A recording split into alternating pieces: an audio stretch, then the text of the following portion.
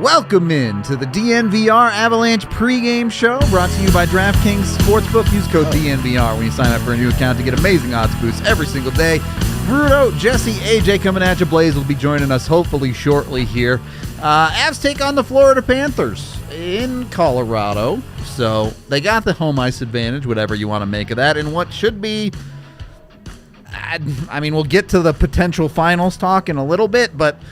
we're expecting a lot of offense in this game, are we not? Florida's at the top of the NHL standings. Yeah. They've lost 4 games in regulation. They're pretty good. Like, they're solid. They've given up a lot of goals recently, though. They're kind of in the same boat as the Avs in this last little stretch where they're scoring a bunch, but they're giving a bunch up. But yeah, like you said, home ice advantage. Florida had it in the first meeting. They got to match the lines they wanted to match. It's gonna be real fun tonight, I think. Also, some big injuries tonight. Yeah. Yep. No Sasha Barkov for Florida. Yep. No Landy for the Avs. No Landeskog, no Kadri for Colorado. Yep. Landeskog is 2 weeks, but he said hopefully less. It took us 48 hours to get that update, but we did get it. And it was nice to get a real one. Yeah. Instead of it being like, oh, he's day to day, he's week to week. It was like, all right, well, we're expecting it to be 2 weeks. Yep. If we get a little lucky, it's less than that. Yep. As someone who is frequently frustrated with the way that the Avs do that, I'll give them some credit because they've done it now with Comfer, Mac, and Landy, where they've given actual timelines and not just. I would love to believe that our constant and incessant whining about it, they're just like, God, just tell them, Jesus. Yeah. I don't know. It's just so weird that. How the league, especially with the emergence of gambling, that the league doesn't have any type of standard, because there are some teams that will give more specifics on what the injury is and stuff like that. Yeah. Within the decade, I guarantee you, there will be all right, you have to announce this, that, and the other thing. I would bet money on it. Yeah, I mean, the way that the way that the NFL does it, where it's like you're required every day to list these things so that Vegas can set it all up for you. Yeah. I just hate that the NHL drew a line at the belly button and was like, cool, all you have to disclose is it above this line or below this line? Yeah. Very vague to say the least. What if you have a belly button related injury? Well, and does it count if your arms are hanging down by your side? Yeah. Is it a wrist? Is that lower body? Or do you have to stand like this and that's what the diagram is? And it's always been upper body, lower body, back. Yeah. There's no front injuries. Well, and then but you could have a back injury. Like Ryan Murray has a back injury. Yep. And then Bowen Byram, they described him as upper body, and it sounds like something related to his concussion. It's not a concussion, but he has symptoms from his concussion. Yeah. So upper body, So and it's what? So it's PCS. Yeah. Got it. Yeah. There's only one thing that can be. Kadri did skate today. I thought he was going to go. He was out there in a normal jersey, no contact or anything, and he got off, and it sounded like, he just said, not quite. So, like you said, three key injuries in this game between the two teams. Yep. It's really too bad that we're not going to see these two teams go full strength at each other. Yeah, at full power, because these are the regular season games you get excited about. You want to see what you would consider top teams in the league. Mm-hmm. The Avs are 13th in points, but they're 8th in points percentage, something like that. And they've been on the rise. Florida has lost 4 games in regulation.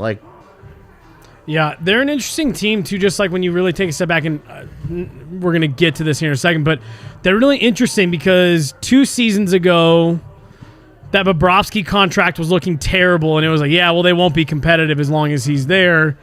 He really turned around last year. You add in Spencer Knight, and obviously they had some other goalies in the mix last season as well that are no longer there. But just a really interesting. Chris Driedger. Yeah. Traded in Beaches and an easy backup job for the Pacific Northwest to be a backup to Grubauer. Getting rained on and dumped on. Yeah, seriously. But so it's just been really weird to see how they went from wow, that's a good roster with some good, high-end players to they're right up there amongst the favorites. And they've always had the forward core, right? It's felt like they've been dynamic at that position forever, but It really helps when that's what you draft. Yeah. Every year, without fail, you go into the draft and you go, we're just going to take a forward. But And even the one time you don't, you take Spencer Knight. Yeah, but even still, like they've had really good players. But like I feel like Huberdeau has taken a huge step in the last couple seasons. Ekblad has really I like think cemented Ekblad is himself really the one for me. as a number one D. Ekblad's been great, but getting an all-star out of Mackenzie Weegar That helps Right, a lot, right. too, yeah. in the same way that Devon Taves changes Colorado's defense. Right. Now you don't just have a top player, you have a top pairing. Yeah. You've got two guys that you're like, oh, these are among the 20 best players of their position, and we got two of them. Right. And so it's been really interesting because I feel like they've always had the pieces, and it's just in the last couple of years, things have really seemed to like just come together for them. I thought they would maybe stumble a bit with all the Coach Q stuff. Yeah. I was wondering how much he was a driver of this success, but I mean, they've just kept humming, man. Yeah. Their one problem is they have to be in the same division as the back-to-back champs. So Yeah. It's a tough division, and they're fighting against their own history. They're For trying sure. to change their own culture, and Yeah. that's really hard to do. Well, they've got the back-to-back champs. They've got Toronto. I mean, like that's a very the good top division. of that division is ridiculous. Actually, I take it back. The top of that division is very good. The rest of that division kind of sucks ass. Yeah. Yeah, the bottom end is Boston pretty soft. falling off really helps. Yeah. Yeah. But It's like they just took Boston's place. Yeah. kind of. It's kind of a good way to put it. But two teams that you expect to put pucks in the net, we'll see. Every time I say this, it ends up being a 1-0 game. It's fun because or whatever, it's like but this is the game that you expect to be 6-4, 5-3. You know, you expect this to be a pretty high scoring night, and then it's going to be like, oh, each team's like top defense is just going to lock it down. You're going, oh, yep. this is Or- gonna be a or- 2-1 game or Yeah. what? You know what I honestly think would be a ton of fun would be to see a nice goaltender duel. Like we haven't had any, especially for the Avs. You want to just see Darcy Kemper show any level of sustained Quality play. quality of play. That was what was. Last game was interesting because it was like, how did everybody feel about the goals given up? But there was no denying that in the second half of that game, he was awesome. Not even the second half. I seriously think if you literally, and obviously this is such like a cop out, but like if you just pluck out those two goals just from your memory, like I Just thought take that was away every player's mistakes. They're all super good. if you pluck out those two goals, I thought his body of work was really, really good in that last game. He had two. Honestly, I thought those were both really bad goals. The second and one third was one. certainly unacceptable. Dude, the third one, backhand? we can have a conversation. Yeah. But Right, because he looked- backhand is like, He two looked guys like on he lost track of the third one a bit. Now that's why he was slow getting over. But sure. still, I really don't like either of those. But for the most part, like he gave those up. But I thought he had 4 or 5 that were like stellar saves that just took goals the away. third period, they go into Blais. it. Hi. They go into it, and you're like, this is a decided game. Yeah. But the first minute of that period, he comes over with like 3 huge saves. Yeah. Where it was like, if they score, it changes that game. Yep. You know, all of a sudden it tightens back up, and you've got 19 minutes in a 2-goal game, Right.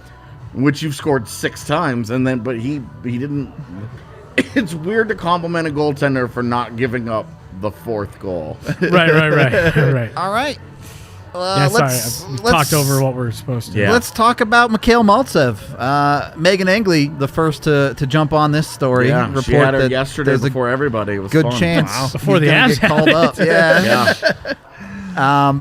So Maltsev has spent a good almost 20 games now down in the AHL. I believe he has 15 points in 18 games. Yeah. So So I asked Jared Bednar yesterday what kind of went into this process because it's something we talk a lot about on here where it seems like such an obvious fit where, okay, now you're going to call up this guy. Yeah. And they just make some of these different calls. And I said, I actually even used Maltsev as the example. I said, you got a guy like Maltsev who's putting up, some good points. What is kind of the thought process?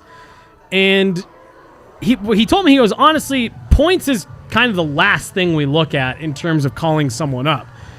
We have players in the AHL because they have deficiencies in their game. We want to see how they're overcoming those deficiencies before we call them up. And, for someone like Maltsev, it's really easy to point to his points and say, wow, maybe he should have been up here a few weeks ago over Jason Megna. But they're at a point where Cronin, with head coach for the Eagles, feels comfortable with where his game's at. Joe Sakic likes what he's seen. Jared Bednar, has heard good things, and they say, okay, cool. We feel like he's in a place where he can come in and be an active contributor for us. So I'm really anxious to see where he's at tonight, because for him to get this call-up, they have to like what they've seen out of his play. Whether he has 20 points, 0 points, whatever, they like what he's doing.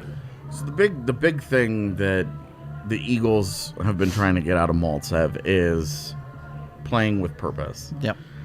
Because there were too many quiet shifts in his brief NHL stint, and they were like, "Look, you're a big guy. You move well. You play with a little bit more purpose. You play with a little more consistent jump, and you can be an impact player." They went and got him for a reason. Like, it wasn't like a random addition to that deal. Like, they wanted him, and we've seen him consistently up his game in the AHL. He's been one of their better players. For sure. And Jason Megna was fine. Yeah.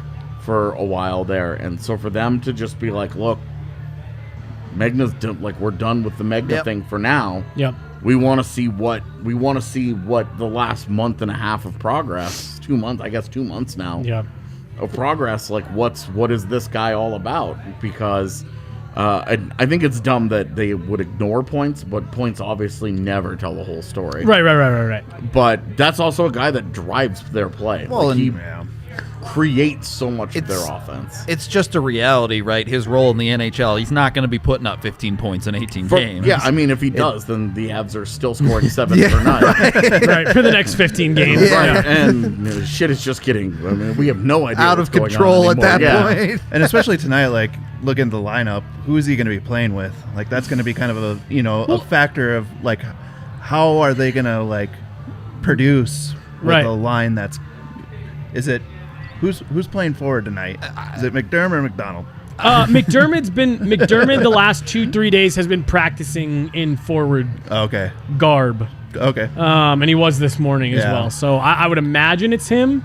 So Bednar likes McDonald on D. Yeah. It's Burakovsky, McKinnon, Rantanen. That's expected, more or less. Nichushkin, Newhook, O'Connor. Okay. That's fun. That's going to be a line. Jost Comfer, Abe Kubel, Helm, Maltsev, and McDermott.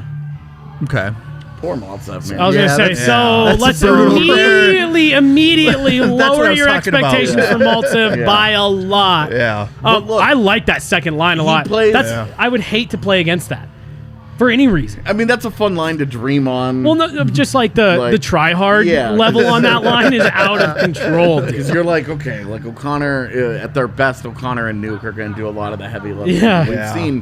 We've seen Newhook Just obviously can put murk points. kids. Yeah. And, I don't know.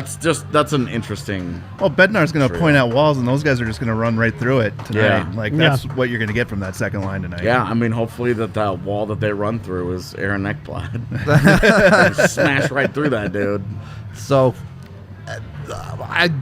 as always with these lines, you have to put the blender caveat on it, where by the middle of the second period, it could be completely different. Yeah, but with that fourth line, though, with the way that they've used McDermott, if they really want to use that line seriously, you know that McDermott will double shift an LOC or a for sure or something. I want McDermott to break through so bad. I just want him to get one. Like, I just want him to get one. I think everyone can agree with that. Like, even like a meaningful assist, not like an assist where a puck hits his He body. literally touched it for 1 second. Yeah, and Hey, it he wasn't touched like that 150 feet from the net, all right? He made that pass. Right, He like shot it into like a defender's skate, and it went right to catch. counts. Yeah, Still yeah. You want to see like a real contribution here, or like I doesn't even need to be a goal, right? Like I would just take him stepping up and just like crushing somebody. Yeah, I'd be sure. Like, yeah. Well, man, I mean, all like, right. the team really Legally, seems to please. like him. Like, the team really seems to like him as a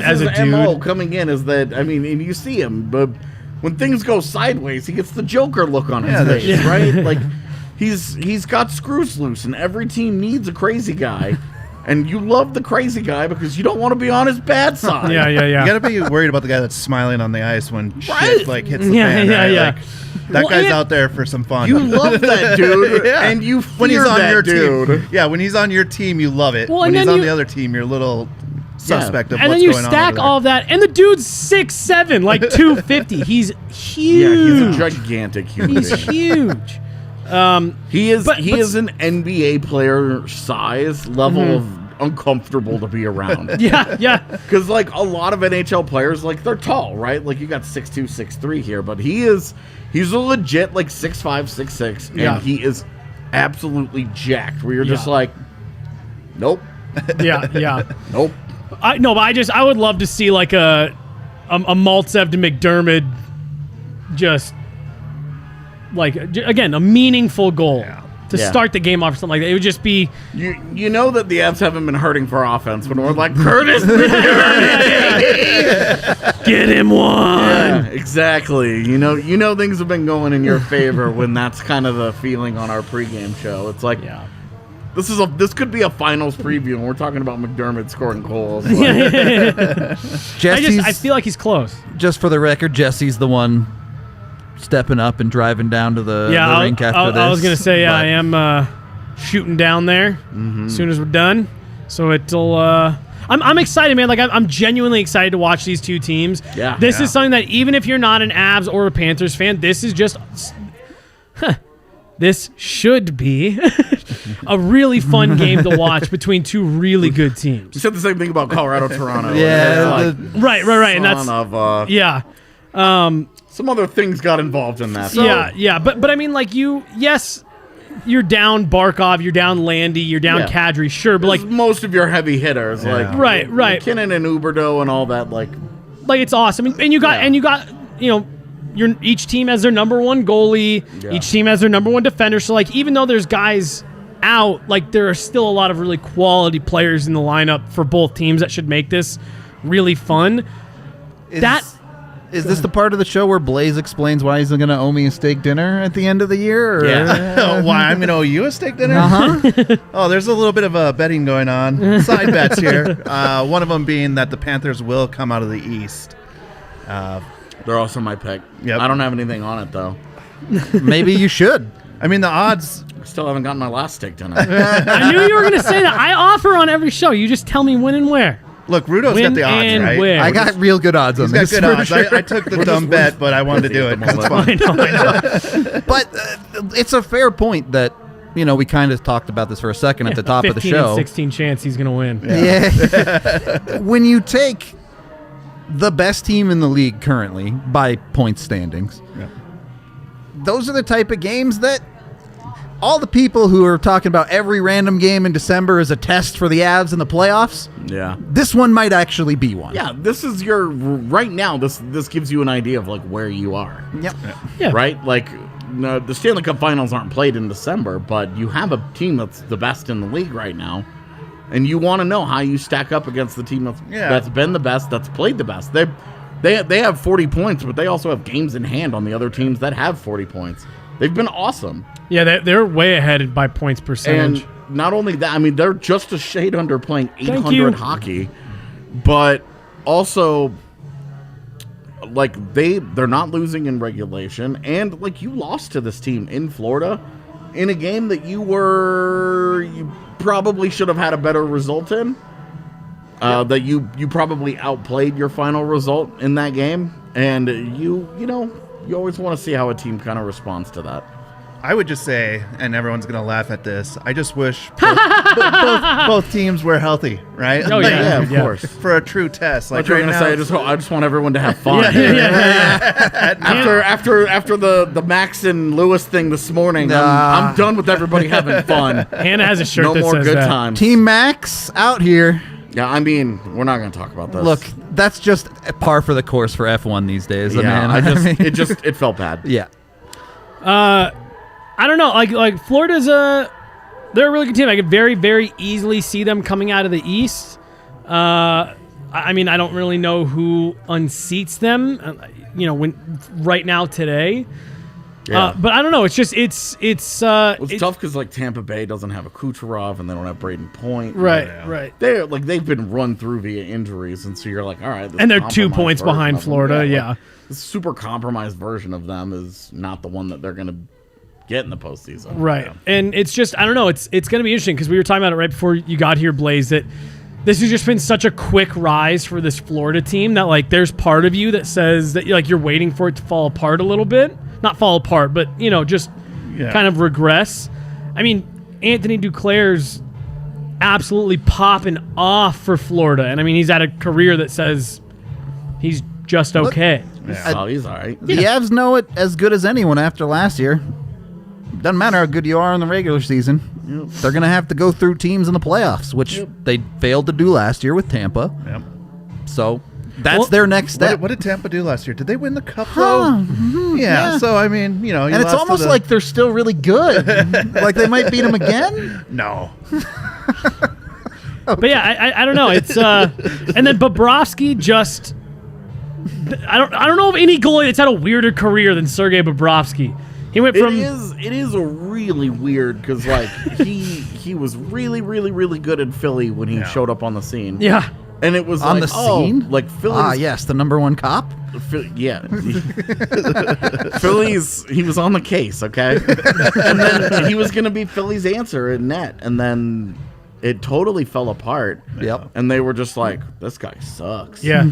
And Columbus was like, yeah, he does. Well, I guess we'll take him. Yeah, and then ended up having an unbelievably good career in Columbus. And then the second that he was like, I'm free, Yeah. goes and gets paid and then acts like it for a year. Correct me if I'm wrong. His contract year was even bad, right? Like, I feel No, like, his contract year was pretty good. was it okay? It was. I mean, it was. I don't. It think- wasn't what he up had to- been. Yeah. It wasn't up to the previous standards of Vezina contention, but it was a pretty good year, I believe. Yeah, because I just remember That was the Columbus team that went super hard. Oh, Yeah. that's right. Had That's right. no That's right. business being in eighth place. With Yeah. Panarin and Duchesne and Foligno and The Bob most and, ham trade deadline ever. Yeah, like all the dudes that they went and between all the dudes that they had and all the dudes they went and got, like.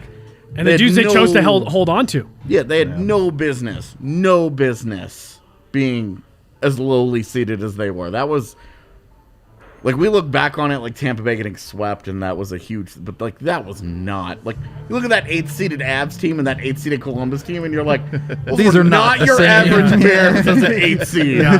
That was the year that every wild card team won, correct? Yeah. in the Yeah, first all round. the Chaos division, squad. that was Yeah. the wild card squad. Yeah, Yeah. Dallas, Carolina, Colorado, and Columbus just Yep. went hard together. Yeah. That was a party. But no, yeah. Then Bobrovsky gets to Florida, and immediately people were looking at that $10 million contract like, Yeah, and then again, like he spent the first year acting like he didn't leave the beach, right. and now he's back to work and he's Yeah. back to looking like Bob, and it was like, oh, all right, cool. Yeah. No, it's gonna be really interesting to see how they continue to go the rest of the season. This is and, definitely like, one of the their teams I'm most interested future in. is fascinating because you have that huge Bob deal, and then you have a Spencer Knight. Like, what do you do with Right. one of the top 3 young goaltending prospects in all of the game that teams would fall all over themselves to trade for? Because that Bob contract goes for another 6 years, Wow. 5 years. I It's either 5 or 6. I was gonna say totally 5. remember. I don't remember. It's a long time It's either at way. least 5 after this Sure. season. Yeah, Yeah. that Well, you're doesn't change the point at all. Right. Spencer Knight's already here. You're gonna run into another Luongo, Corey Schneider situation like what happened in Vancouver, where you're gonna have to make a decision on. Because if they were to wait all those years, Spencer Knight's pretty much gets through his RFA years. Right. And if he really that'd be is something. taking the steps that the steps forward that it sounds like he is every single day, that dude's not going to want to sit there and Yeah. play 25, 30 games a year. Yeah, I mean, he barely played in the AHL. Right. All right. Let's put our money where our mouth is here. I haven't been able to do this for the last MMA week. Last night, Yeah, cast yourself out. dude.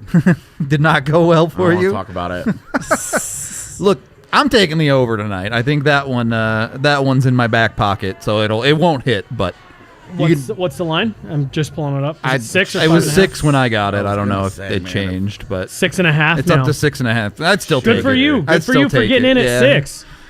Yeah, 6.5. Avs are minus 145 is the favorites on the money line. I took the Panthers. I'm going to be the bad guy over All here. right. The dude who's hitting all his bets took the Panthers. Yeah, right. Yeah. I also have Makar to score anytime goal scorer. All right. Thought that was good. It's plus 300 on that right now. It's good money. I mean, especially with your, I mean, he's a with some defenseman. top dogs out. Yeah, true. New Hook at plus 330. I like as a goal scorer for Yeah. tonight. Just he's gonna get some more minutes, and I really like the idea of that. Just I don't know if you're gonna see one person coast. I want to see what his power play usage is. I also I took out of curiosity. I took I'd Taves imagine it'd with be top a unit, half yeah? an assist. What- I thought there what's was your- good value there. yeah, what Plus value? Plus 100. Even money for half an assist for Taves. Right Yeah. now, that's money in the bank. Yeah, I was gonna say that's actually crazy.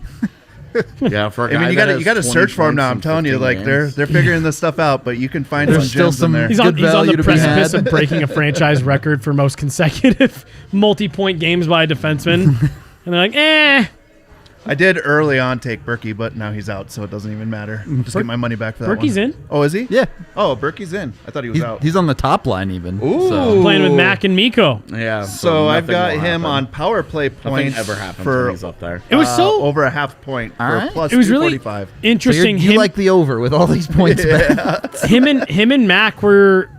It was an optional morning skate today, and everyone was doing just some real basic drills with Shauna Laird, except for Mac and Berkey. They were down on the other end of the ice working on one-timers and just wrist shots. And, dude, Berkey sailed like 5 in a row. And Mac stopped passing to him. And he told him, he made this gesture like, you're just getting it and flinging it. He told him, like, collect it. Like, look where you're shooting. And it was just really interesting to see, like, Nathan McKinnon stop. Like, there was no coaches around. There wasn't anybody telling him what to do. Nate just straight up, like, he's like, I'm not going to pass you a puck for a second You need because to hit the net, bud. he threw 2 in a row out of play from the circle. He's preparing Berkey for how tonight's game is going to go. Yeah. I'm not passing to you anymore. And it was just so funny. After the first period, he's just going to go and be like, The gesture he made where, like, he told him, he's like, you're not collecting the puck, you're not looking where you're shooting, you're just waiting for the puck to hit your stick and you're ripping it as hard as you can. And I was laughing. I was sitting with Mark Mosier, and he, we were talking about, like, it's been a problem for Berkey this year, and, like, you can even see it in his practice that he, like, no wonder you're missing the net and clearing the zone for the D. That's what you're doing every time you're getting the puck. So I'm going to be practice hitting the net. And you might Next actually watch along. right. Next watch along is the Tampa game, by the way. So Saturday. The 18th, I believe. So this upcoming Yeah. today's Would that be- in 6 days. Yeah. It will be the watch-along game, so Oh, hope yeah. to see you all there for that. We're also going to wrap up this pregame because we're less Saturday. than 10 minutes away from puck drop. So thank you for hanging out. You can catch us post-game. We'll be live immediately after. Come hang out. Hopefully celebrating an Avs win, but we'll see you there. Until then, we'll talk to you later.